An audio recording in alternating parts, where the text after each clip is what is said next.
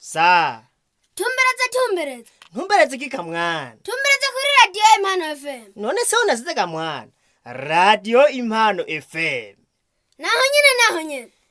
Yo, erekana naho mvye mwana. Ese ibiganiro byaho by'insamirizi yacu insamirizi yanyu Impano FM tubandanye tubamenyesha yuko uko vyomera kose tubwirizwa kumvira igihugu tukumvira indongozi z'igihugu mu byo indongozi ziba ziriko ziradutumirira cyane mu kwitunganya mu migambi yacu cyane mu kumvira canke mu kwakira ibyo indongozi ziba zidushikiriza.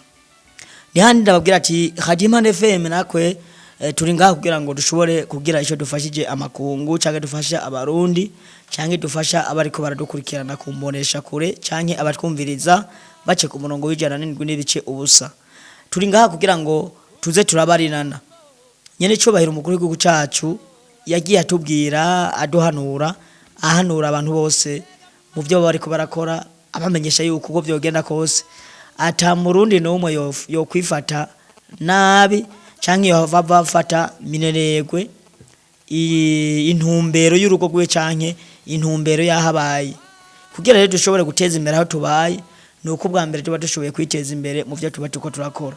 Rero hari abantu usanga badashoboye kwiteza imbere ubwabo mugasanga ahubwo utashoboye kwiteza imbere wewe nyene ibirangira udashoboye guteza imbere n'ikibano udashoboye guteza imbere ni commune canke intara canke igihugu cyose.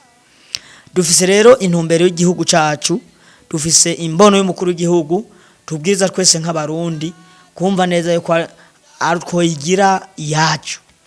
Tuhamagara rero kwebwe nk'Impano FM ugwaruka kw'abarundi n'abarundi kazi badukurikirana baba badukurikirana baciye ku mbuga ngurukana bumenyi Facebook abariko badukurikirana ikibiriraho mwese nababwire yuko atahandi hantu tuzoja atari muri gihugu cacu.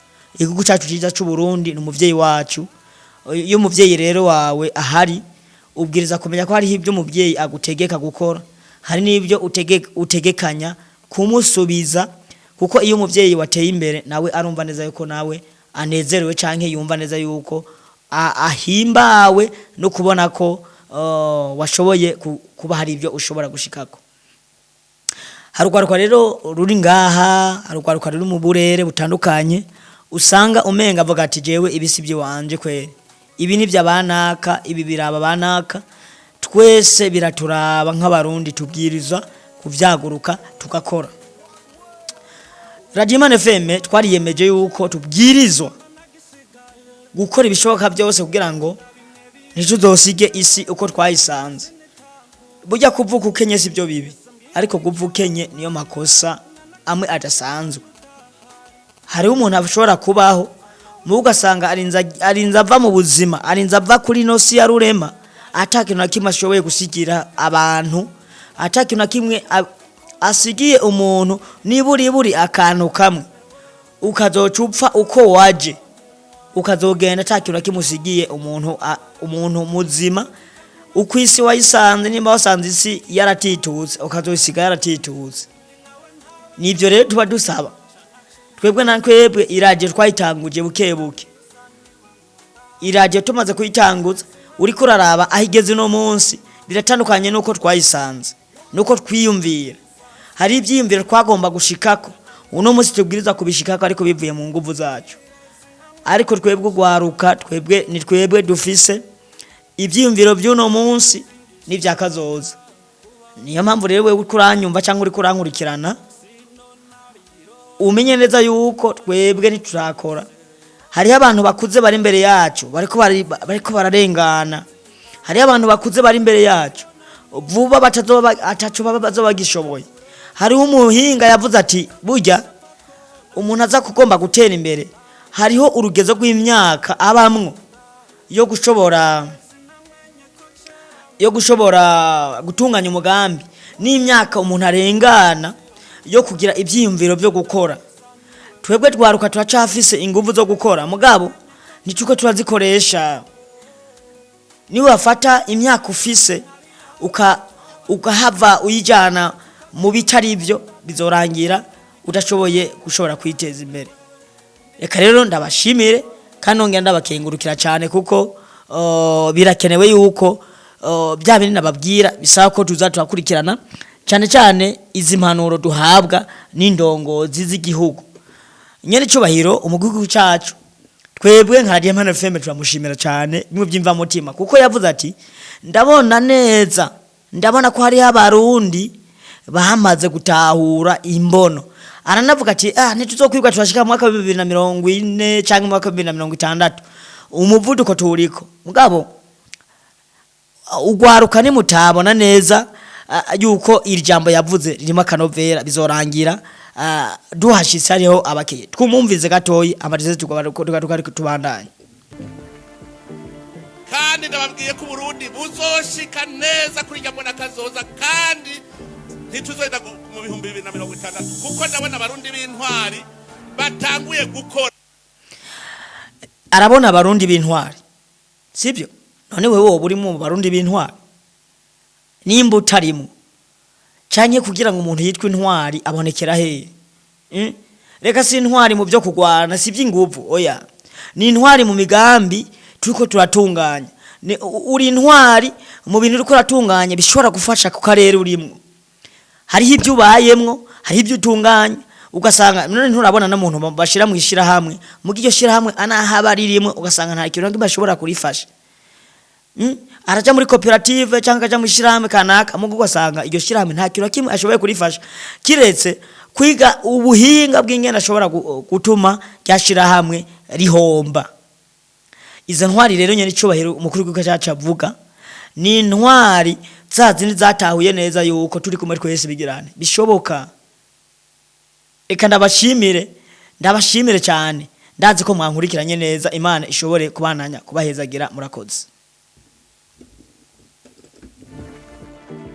Kandi ndababwiye ko Burundi buzoshika neza kuri jambo nakazoza kandi ntituzoenda mu 2060 kuko ndabona abarundi b'intwari batanguye gukora.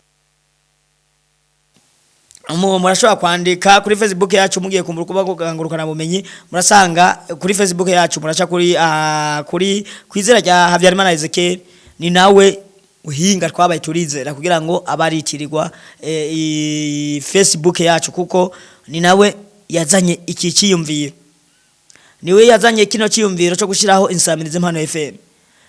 Ntituragera kumwibizina n'uwo babyipfuza n'abarabyihojeje gatoyi, ariko birasaba ko jewe na wewe ibi byiyumviro byiwe nako tubishigikira kubera hari gusanga abantu benshi bavuga ngo ibi ni byanaka oya si byanaka. Buriya nababwiye ati birakeneye ko umurundi wari we wese aho yobari yobwirizwa kwiyumvira ko ibyo ariko arakora ari ibintu bizotuma dushobora gutera imbere. Nta muntu numwe ashobora gukora igikorwa kizoteza imbere wewe nyene. Hari nibyo indongozi z'igihugu ziduhimiriza gukora. Mugabo ibyo ziduhimiriza gukora twebwe nk'ugwaruka tuzobikora hama tubisigire abandi bazodukomokako. Sibyo? Nimba ugomba ko ibintu byawe uri kurakora bizorangira birangiriye ngaha nyene ata mu wundi muntu w'inyuma azobironka ko ikintu shaka wirekere kuko ibyo uri kurakora byose nibiriko biragururwa n'umuyaga. Duige kubaka izina. Ugwaruka ntituriko turubaka amazina yacu, tuko turaraba abavyeyi bacu. Hari abavyeyi bubatse amazina babandi uri kuramuraba neza mu kibano wumva neza ati umuntu ndabana neza ko yubatse izina kandi yabikoze neza cyane. Ahandi ndabahamagarira ati none kugira ngo ubu umugabo gendana n'umugabo ndiko ndabwira ugwaruka muri ko munyumviriza namba ariko barankurikirana kugira umuntu yitwa umugabo agendana n'umugabo.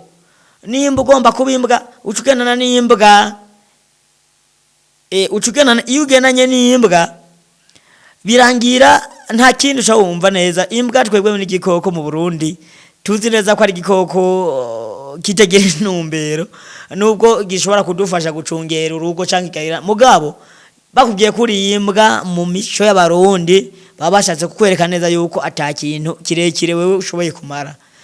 Mu bindi bihugu hariho aho imbwa zitweza imbere mu garuko bw'i wacu Burundi nk'abarundi munakubwiye turi imbwa abashatse kukubwira yuko ibikorwa byawe biboneka neza yuko atakirimo kuko ugikwe kuraba imbwa ingene yivayanga mu bintu. Imbwa nikibuza yuko ijya iyindi igenzi yayo yapfuye. imbwa nikibuza yuko uko byogenda kose wayimenyereje gusanga mu rusengero bikarangira n'abakiristo bavuze ati umuntu yari yimenyereje imbwa igendana n'umugabo uwundi yavuze ati ugena n'umugabo adakomeye muca mukubitirwa hamwe no mu iterambere abantu benshi barahomba kubera ko barabira kubo byananiye. Iyo rero umaze kurabira ku muntu byananiye ntuwavumbwira ko uzoshobora kwiteza imbere. Ndagushimire kandi ndagukengurukira kuko ndazi uri kurankurikirana. Tubandanye n'ibiganiro byacu murakoze, kubananya n'ibyo twabateguriye.